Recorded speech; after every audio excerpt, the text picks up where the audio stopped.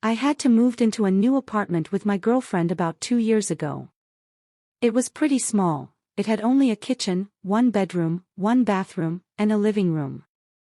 All of the rooms might have been small, but the rent was good, and we didn't really care. Neither of us made enough money to move out of the place, so we tried to make the most of it. One of the oddest things about the place was that the left wall was completely hollowed out, and the right wall was rock solid. I didn't even notice when we first moved in. Our neighbors were always quiet and kept mostly to themselves. When we moved in, the only neighbors we had were the Whites. The Whites were to the right of us, and they were an elderly couple. They were nice to us. When we had first moved in, they brought us a "welcome to the building" present, which is what they do for all of the new people who had moved into an apartment in the building. It was a small apple pie, which was actually quite good. About 5 or 6 months after my girlfriend and I moved in, there was a new guy that had moved into the right of us. I remember first meeting him. I had just gotten back to the building with some groceries, and as I climbed up the stairs to my apartment, I accidentally bumped into someone. "Sorry, excuse me, mister, but I didn't know who this guy was." Our building is fairly small, and just about everyone knows everyone else. The man I had bumped into was middle-aged, probably in his mid-50s. Something about him was odd, though.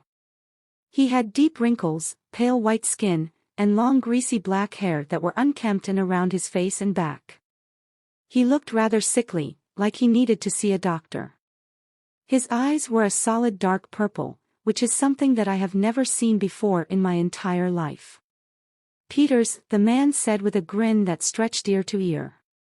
His teeth were disgusting. They were unbrushed and looked like they were rotting away. I can still smell his putrid breath, which seemed to reek of old decaying meat. Although his appearance was a little bit creepy, he seemed nice enough. "Nice to meet you, Mr. Peters. My name's Matt. Are you new to the building?" I asked. Mr. Peters' smile grew even bigger. I don't know how he, let alone any human, could smile that wide. "Yes, I am moving in. And I'm going to be living right next to your apartment," he said as we both walked up the stairs to the top floor. When we reached the top floor, Mr. Peters' pace increased as he quickly walked to the door, opened it with his key, and shut the door behind him. It was odd, though. He did it so quickly, it was like a blur. I sighed to myself. Great, now I have a freakish neighbor. I thought to myself as I turned the handle of my door. It was about 4 p.m. My girlfriend, Sandra, was still at her job. She's a hairstylist, and I'm a chef at a local Italian restaurant. I usually don't get off until later, but because business was slow that day, and nobody was coming in, we closed early. I put the groceries down on the kitchen table and start to unload everything into the refrigerator. I didn't have much with me, only about 1 bag. Quart of milk, a few sticks of butter, ground hamburger meat, and a box of cereal. I then got a text message from my friend, Tyler. "Bro, I just got my hands on the new Red Dead Redemption game, and you need to go out and get it so we can play together," was what the message read.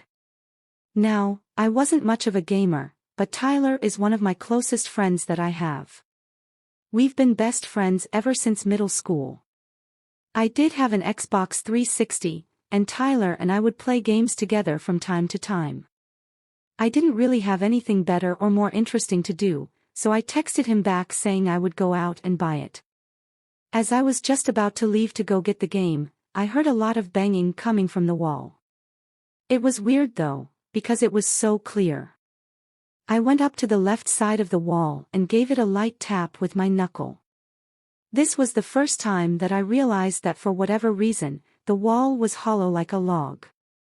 I went to the right wall, and repeated the process, only to be greeted with a thud.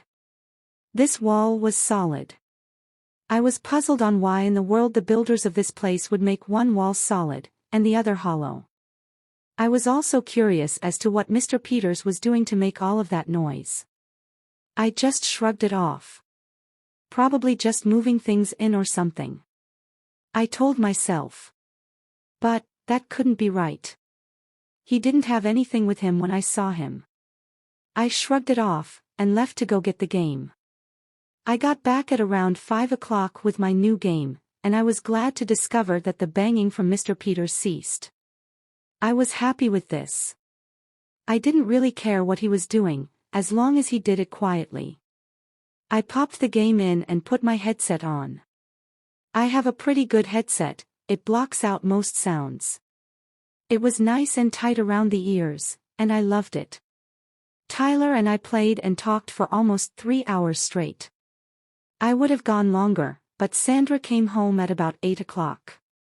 I told Tyler that I had to go, and that we could play more tomorrow after I was done with work. Tyler didn't have a job. He didn't need one.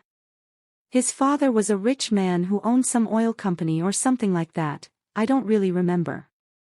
But I do know that he spoils Tyler rotten, giving him tons of money for doing absolutely nothing at all. I powered off the console and got up out of my chair to give Sandra a hug. We talked about stuff like how our days went, and things like that. I remembered Mr. Peters. Did you know that someone was moving into the apartment right next to us? I asked. She told me that she was unaware of a new member joining our building. Weird that she didn't know of Mr. Peters. I decided that I would go ask Mr. and Mrs. White tomorrow morning. They know everybody in the building. They probably already have a pie baked and ready to send over to his apartment. I didn't sleep well that night. I had an insane dream about Mr. Peters just standing over my bed, my girlfriend beside me, smiling that terrifying smile. I was going to do something, wake up my girlfriend, run away in fear, anything. But I was stopped when he simply put his finger over my lips and quietly said, "Shoo," in a soft, friendly voice. It didn't feel like a dream, though. Everything was so clear, and I can remember it all so well. It's impossible that it was real, though. That's what my therapist told me, at least. After a long sleepless night, I took a quick shower and was going to get some food for breakfast. I also noticed the banging on the wall from Mr. Peters' apartment. It was softer this time, and more creepy. After my shower, I went to my kitchen. Only, something was off. Quart of milk, a few sticks of butter, ground hamburger meat, but no box of cereal. I looked everywhere, thinking I just misplaced it by accident. Sandra woke up thanks to me frantically looking for the box. "Sandra, what did you do with the cereal?" I asked her while still looking in the various shelves in my kitchen. "Didn't you put it in here?" she asked while pointing to the spot where I swore that I put it. I could have sworn that I did, but I don't know where it went. "Please tell me that you took it," I said. Yet she continued to deny the accusation. I thought it was her regardless. What else could it have been? A burglar? No. What burglar steals boxes of cereal? I didn't pay much attention to it, though. I just said, "Guess it just grew a pair of legs," and walked off and forgot about the whole ordeal. I went over to the Whites and knocked on their door. I was greeted when Mr. White answered. "Hey there, son. How are you this fine morning?" he asked with his typical happy-go-lucky tone of voice. "Hey there, Mr. White. I'm doing well, thanks for asking. But I came over to ask you about someone. Have you heard of a Mr. Peters?" I asked. Mr. White frowned when I asked. "Well, no. Sorry, son, can't say that I have." "Who is he?" he questioned. "He moved into the apartment right next to ours." "I'm surprised that you don't know who he is. You of all people in this building would know if someone new was moving in," I said. Mr. White then smiled and said, "Well, we should go and see how he's doing, then." I think about it for a second, and took him up on his offer. The two of us walked over to his door, and Mr. White knocked on the door. We stood there for a little bit, only to return with silence. I found it odd that there was no response whatsoever. We didn't even hear any noises from the other side of the door. He must be sleeping, still, chimed in Mr. White. I found it to be reasonable for the lack of sounds coming from the other side of the door. Well, how about we come back later to see if he's awake? I ask Mr. White. He agrees to the offer, and says that he'll have a freshly baked pie ready for when I get back from work. We part ways, and I go about my day as normal. Then I got back home. I changed my clothes, and then went to the kitchen to grab something to eat really fast before I went over to see Mr. White. I grabbed a chocolate bar, and went to the refrigerator. But when I opened the door, I saw no milk quart. Now I was starting to get annoyed. Was Sandra just pulling a prank or something? I got home before her again, so I decided to just go see to Mr. White and talk to Sandra when she got home. I knocked on the door, and got something I wasn't expecting at all. Mrs. White answered the door, tears running down her cheeks and red irritated eyes. "Hello, Matt," she said through her crying. I was completely caught off guard by this, so I simply asked what had happened to out her in this state. "It's George. My poor, sweet George," she said. Now, even though Sandra and I just called him Mr. White, we both knew his first name was George. "What happened to him?" I asked. "He's gone. He just disappeared," she said through her now heavy sobbing. My mind rushed to one conclusion: Mr. Peters. "Follow me, now," I told Mrs. White. I rushed down the hall to Mr. Peters' door. I pounded my fist on the door. "Mr. Peters, open up right now." I was once again returned with silence. Complete and utter silence. Mrs. White came running down the hallway and caught up to me. "Have you called the police about Mr. White?" I asked. She nodded. "They came over and I told them what happened." "Now, why are you banging the door? Who's Mr. Peters?" I explained everything to her, and she too had never heard of him. Concerned, I pulled out my phone and dialed 911. Mrs. White and I waited for the police to arrive, but before they could get to us, Sandra came walking down the hallway. "What's going on here?" she asked us. I told her about everything that had happened. Mr. White and I coming over, the missing milk, and Mr. White's disappearance. Sandra waited with us for the police to arrive. They finally got to the apartment, and I yet again explained my story. They both looked at each other, and knocked on the door, also to be greeted with silence. They went to go talk to the building manager to see if they could get some more information, but he said that there was no Mr. Peters who lived in that apartment. Both the police and the building manager returned to the door, master key in hand. The door then swung open. Nothing. It was just a normal empty room. We all walked in, confused, me more than the others. Then I remembered. I walked over to the wall, and gave it a light knock with my fist. The hollow walls made its standard sound. I called everyone over, and showed that the wall was in fact hollow. What went from 2 police officers quickly escalated into 10.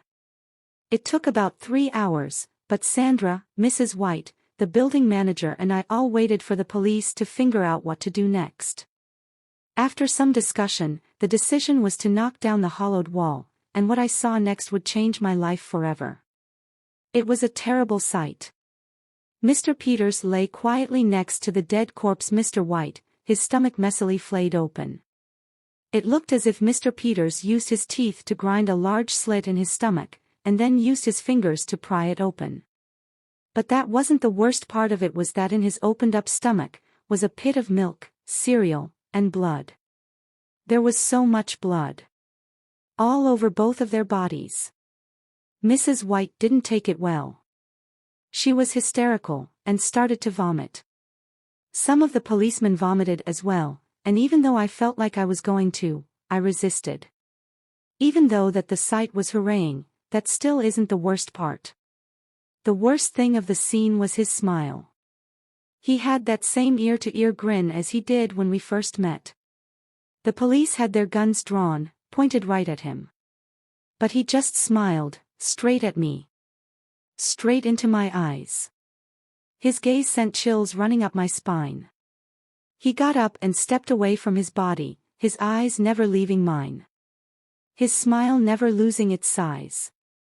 The police brought him out to the apartment, and put handcuffs on him. Other officers took Mr. White out of the hollowed wall, Mrs. White crying all the way. I feel for her, really I do. If I found Sandra in that state, I don't know how I would react. Mr. Peters was taken away, and he was given the death penalty. I saw a therapist not long after the ordeal, and I still see him once every week. I'm writing this right now, just to warn everyone out there.